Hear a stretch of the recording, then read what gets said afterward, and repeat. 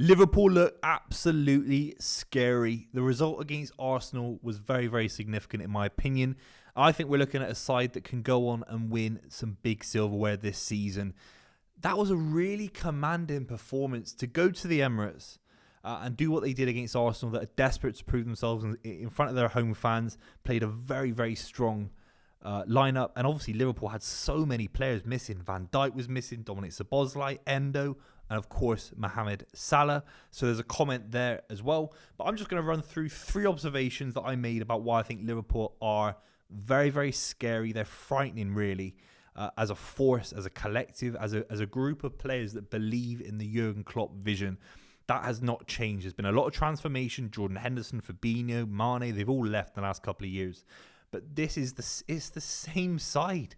It's the same side. And that is down to the genius of Jurgen Klopp. We saw it with Alex Ferguson for a 25-year spell in the Premier League, in the Premier League in English football.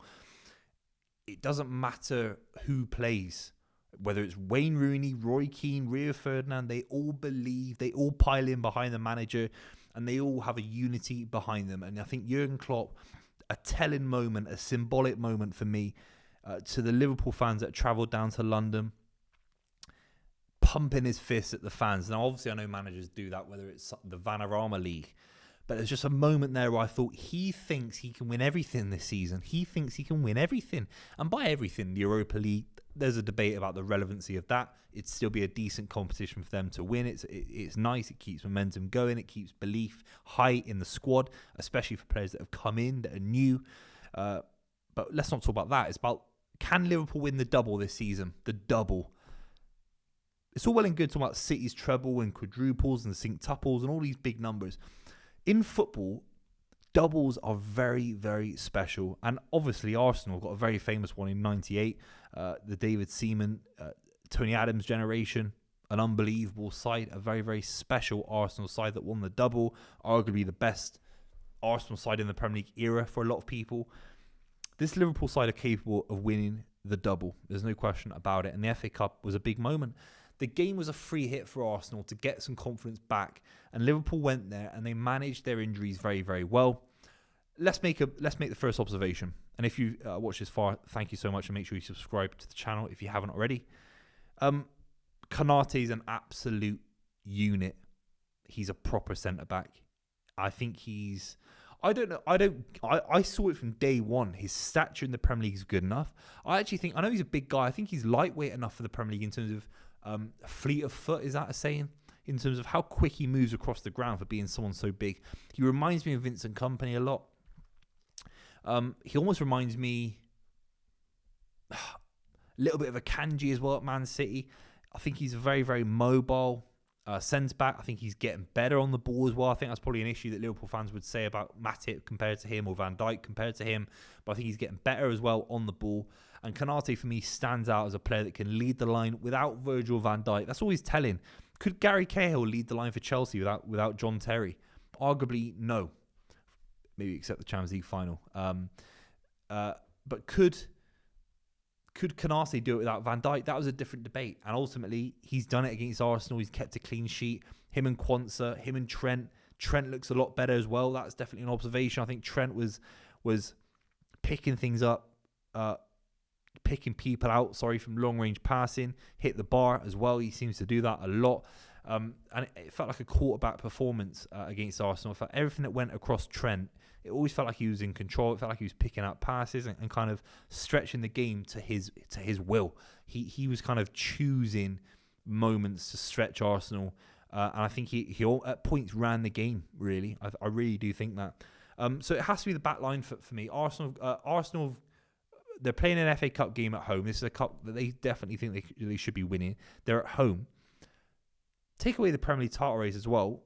They lost early in the FA Cup last season to City, which would be really frustrating for Arsenal fans. Obviously, Arsenal have won the most FA Cups. So Liverpool have this massive game on their hands. Loads of relative injuries or players coming in and out of the squad for various reasons. And they keep a clean sheet. That is ominous for me. Alisson made a couple of good saves as well. So the first observation, it has to be that the back line for Liverpool were really, really strong today. And that's without Virgil van Dijk. That's without Robertson as well. So very, very big performance for Liverpool defensively. Let's move into midfield. The midfield for Liverpool shouldn't be winning the amount of duels, the amount of balls that the kind of 50-50s of the world. They shouldn't be controlling the game as much as I think they did. Harvey Elliott, Curtis Jones, Alexis McAllister. On paper, is it world class? Is it enough to win the league? It doesn't matter. It never really has mattered for Jurgen Klopp. I don't think he's ever had top midfields. I don't think he's ever had De Bruyne floating around in midfield, but he can get through. You can have that three in midfield that stretches the length of the pitch, gets stuck in, links up play to a decent level. They're not looking for Busquets. They're looking for hard workers. They're looking for construction workers. They're looking for honest days' work from their midfielders. And Curtis Jones certainly does that. I think he's been really good this season. Harvey Elliott, similar as well. Very good game against Crystal Palace a few weeks ago in a big win for them in South London. And he's done it again. Alexis McAllister is so important to this side. I think the Endo, Alexis McAllister, Szoboszlai midfield is going to be a really, really good one for Liverpool moving forward. Now, obviously, you can throw in Ryan Gravenberch as well, but Liverpool have built a midfield that can move forward this season and be a scary proposition. I really enjoyed Alexis McAllister in this game. Combative as well. He's got a little bit about him. I know he's quite small, diminutive, relatively speaking, but he's certainly got a little bit about him, and I like that a lot. And with Dominic Szoboszlai to come back in, I think he's been superb this season, Dominic Szoboszlai. So with those lads to come back in, this Liverpool midfield looks ominous. It is very reminiscent of Jordan Henderson, Fabinho, Naby Keita, Oxlade-Chamberlain. These players that used to play in midfield for Liverpool, they used to just get the job done. Give it on to Salah, give it on to Diaz, give it on to Mane. They did that against Arsenal. So it has to be, for me, this midfield 2.0 for Liverpool. It's come a lot quicker than I think a lot of Liverpool fans would have thought. Because the Saudi Arabian money came in, they've had to make a transition a lot quicker. And they've kind of shocked the market. I think they've kind of shocked rival Premier League fans of how quick you can bring in Szoboszlai, Endo, Gravenberch, McAllister. That's four midfielders, replacing players that are legends for Liverpool, certainly in Jordan Henderson and Fabinho. And making them tick like that, making them bounce, making them pop instantly in midfield. With someone like Curtis Jones, who's a Liverpool local, that matters for me as well. They've got a little bit of bite in midfield with Curtis Jones. I think he's good in the tackle. He's a combative midfielder for his height. You know, he carries the ball very well. He's a nippy midfielder. But they've got this kind of midfield balance, very, very good. I think Arsenal's strength last season, you'd say this season, Declan Rice, Thomas Partey, Odegaard, Granit Xhaka had great seasons last season in midfield, and a little bit of this season as well. And Liverpool have just held that midfield, held it at arm's length, and really didn't create too much, in my opinion. I don't think Arsenal had too many big chances. And let's just talk about the final observation, why I think Liverpool are a little bit scary.